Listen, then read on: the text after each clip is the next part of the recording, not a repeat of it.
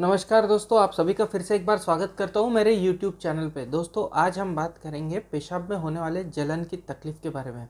इसे आमतौर पे वैद्यकीय भाषा में या हम हमारे मेडिसिनल टर्म में यूरिनरी ट्रैक्ट इन्फेक्शन का नाम देते हैं। तो जानेंगे इस वीडियो में कि यूरिनरी ट्रैक्ट इन्फेक्शन क्या होते हैं, पेशाब में जलन आखिर हमें क्यों होती है और इससे बचने के लिए हम क्या क्या कर सकते हैं और कौन सी वो होम्योपैथिक दवाइयाँ हैं जिनकी मदद से आप इसे पूरी तरह से ठीक कर सकते हैं। तो बिना किसी देरी के चलिए शुरू करते हैं।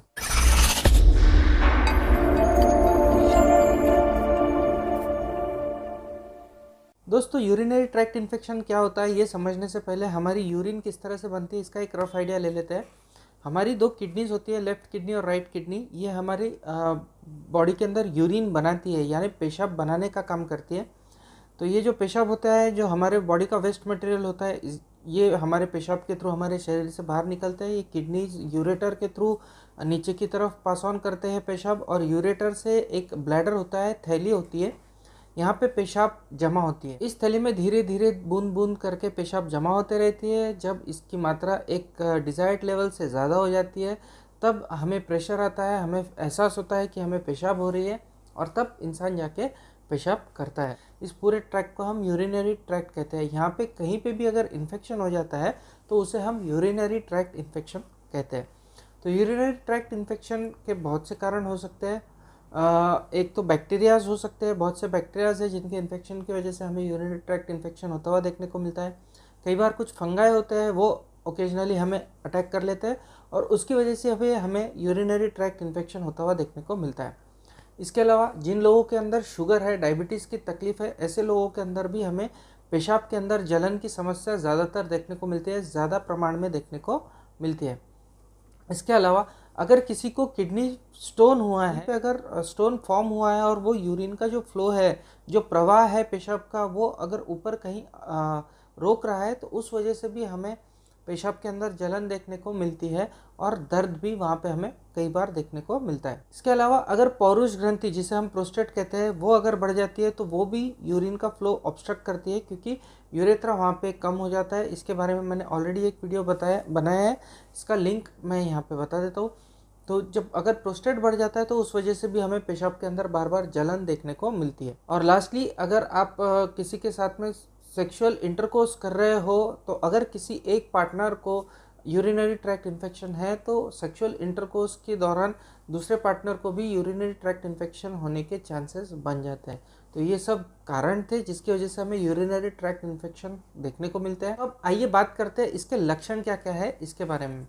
जब भी हमें यूरिनरी ट्रैक्ट इन्फेक्शन होता है, अगर लोअर यूरिनरी ट्रैक्ट के अंदर हो रहे हैं या अपर यूरिनरी ट्रैक्ट के अंदर हो रहे हैं, इसके ऊपर हमें लक्षण अलग अलग देखने को मिलते हैं।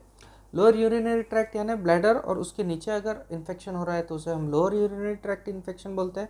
ब्लैडर या उसके ऊपर हमें अगर इन्फेक्शन देखने को मिलते हैं तो हम उसे अपर यूरिनरी ट्रैक्ट इन्फेक्शन कह के बुलाते हैं।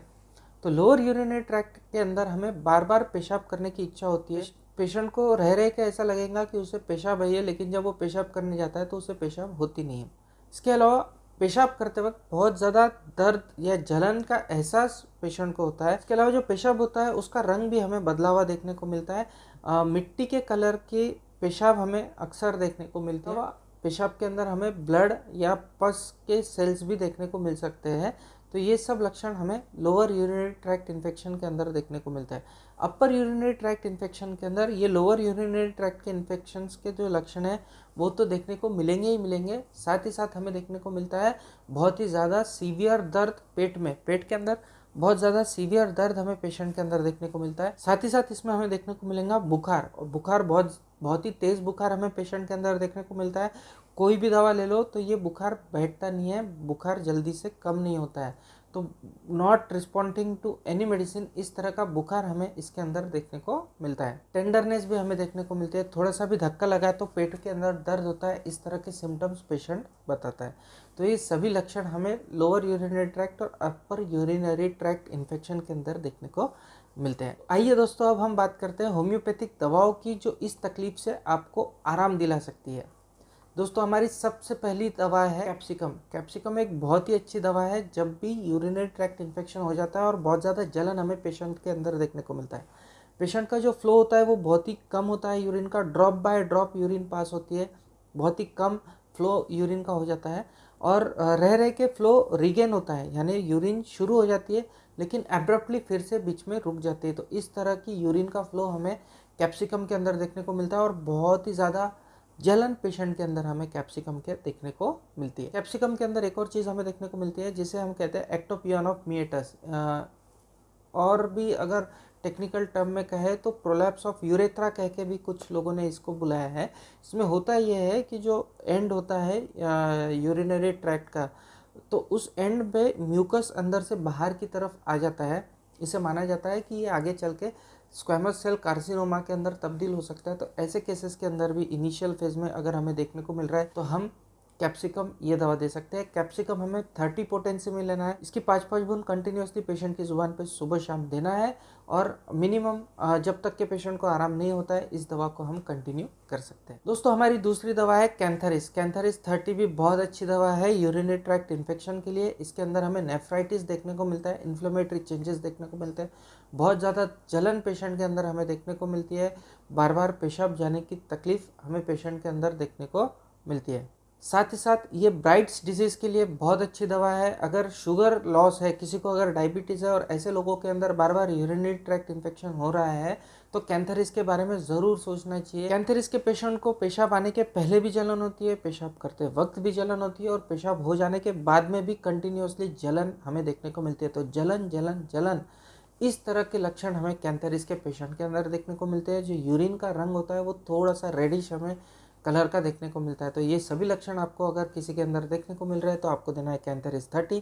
इसकी भी 5-5 बूंद हमें कंटिन्यूसली पेशेंट को देना है, सुबह शाम जुबान पे डायरेक्ट डालिए। दोस्तों हमारी तीसरी दवा है बर्बेरिस। बर्बेरिस बहुत ही अच्छी दवा है पेशाब के लक्षणों के लिए। हम अक्सर इसे किडनी स्टोन के रोगियों को देते हैं। जब भी पेशेंट पानी कम पीता है और उस वजह से अगर किडनी स्टोन हो जाते हैं तो बर्बेरिस हम अक्सर दिया करते हैं। लेकिन इसके अलावा यूरिनरी ट्रैक्ट इन्फेक्शन में जब भी पेशाब के अंदर जलन हो रही हो तब भी बर्बेरिस के बहुत अच्छे इफेक्ट हमें देखने को मिलते हैं। एक विभिन्न लक्षण मैं कहूँगा हमें देखने को मिलता है। पेशेंट को ऐसा लगता है जब भी वो पेशाब जाता है तो उसे ऐसा लगता है कि बुड़बुड़े जो है किडनी के अंदर बबल्स आ रहे हैं, बुलबुले से बन रहे हैं किडनी के अंदर, इस तरह का सेंसेशन पेशेंट को अगर देखने को मिलता है तो आँख बंद करके उसे हमें बर्बेरिस ये दवा दे देनी चाहिए। बर्बेरिस ये दवा अगर हम मदर टिंचर या क्यू के फॉर्म में देते हैं तो इसके इफेक्ट बहुत ही अच्छे हमें देखने को मिलता है। तो हमेशा इसे मदर टिंचर के फॉर्म में यूज़ कीजिए। बर्बेरिस मदर टिंचर लेके आइए, आधा कप पानी लीजिए, उसमें 20 बूंद बर्बेरिस मदर टिंचर के डालिए और वो पानी का सेवन हमें करना है। दिन में 3 से 4 बार अगर बर्बेरिस वल्गैरिस लेंगे तो 1-2 दिनों में ही जो पेशाब की जलन है वो इससे ठीक होती हुई हमें देखने को मिलती है। दोस्तों हमारी चौथी दवा है नाइट्रोम्यूर 30। नाइट्रोम्यूर 30 भी बहुत अच्छी दवा है पेशाब की जलन के लिए। ये हमें यूजुअली इंडिकेटेड देखने को मिलती है समर के सीज़न में। जब भी धूप लग के पेशाब के अंदर जलन शुरू हो जाती है तो नाइट्रोम्यूर 30 से उसके अंदर हमें आराम होता हुआ देखने को मिलता है। नाइट्रोम्यूर 30 के अंदर जो जलन होती है वो पेशाब करने के बाद में होती है, यानी पेशाब करने के पहले और पेशाब करने के दौरान जलन नहीं होती है, लेकिन पेशाब हो जाने के बाद में नाइट्रोम्यूर के पेशेंट को बर्निंग सेंसेशन पेन हमें वहाँ देखने को मिलता है, जो कि सारसापरिला नामक दवा की तरह ही हमें देखने को मिलता है। तो ये लक्षण हमें नाइट्रोम्यूर 30 के अंदर देखने को मिलते हैं। नाइट्रोम्यूर 30 की भी 5-5 बूंद सुबह शाम हमें पेशेंट की जुबान पर डायरेक्टली डालना है। नाइट्रोम्यूर 30 का सेवन हमें 5 से 7 दिन तक के करना है। इस दौरान आपके पेशेंट की जो लक्षण है उसमें हमें आराम देखने को मिलेगा। दोस्तों हमारी 5वीं दवा है पेट्रोसेलिनम 6। पेट्रोसेलिनम पेट्रोलियम नामक एक और दवा आती है, उससे थोड़ी सी अलग होती है, लेकिन ये यूरिनरी ट्रैक्ट इन्फेक्शन के लिए बहुत अच्छी दवा है। पेट्रोलियम हमने देखा था कि स्किन के लिए बहुत अच्छी दवा होती है, लेकिन ये पेट्रोसेलिनम यूरिनरी इन्फेक्शंस के ऊपर और पाइल्स के ऊपर एक्शन हमें इसके देखने को मिलते हैं। तो बार बार अगर पेशाब हो रही हो तो पेट्रोसेलिनम ये दवा हम दे सकते हैं, लेकिन इसकी एक और लक्षण देखने लायक है, वो है टिंगलिंग सेंसेशन।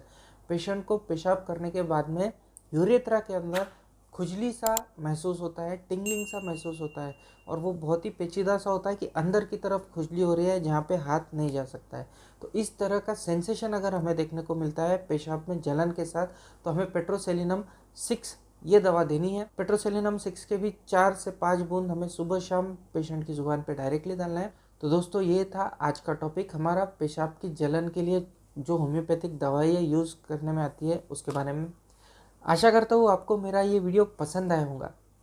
अगर पसंद आया है तो प्लीज़ नीचे जो लाइक का बटन दिया है वो भी दबा दीजिए, और जो सब्सक्राइब का बटन दिया है वो भी दबा दीजिए, और बेल आइकन को भी दबाना ना भूलिएगा। मैं बहुत जल्द मेरे लाइव क्लिनिक चालू करने वाला हूँ सैटरडे 4 PM को, तो उसका नोटिफिकेशन आपको आना ज़रूरी है, इसलिए बेल आइकन के बटन को दबाना ना भूलिएगा। मैं इसी तरह के नॉलेजेबल होम्योपैथी से रिलेटेड वीडियोस इस चैनल पे लाता रहता हूँ, तो मुझसे प्लीज़ जुड़े रहिए, और आप सभी के सहयोग और प्यार के लिए बहुत बहुत धन्यवाद। इसी तरह का एक अच्छा सा वीडियो लेके आपके सामने फिर से हाजिर होऊंगा, तब तक के लिए आप सबकी इजाज़त चाहूँगा। जय हिंद, जय भारत। स्वस्थ रहिए, मस्त रहिए, मुस्कुराते रहिए।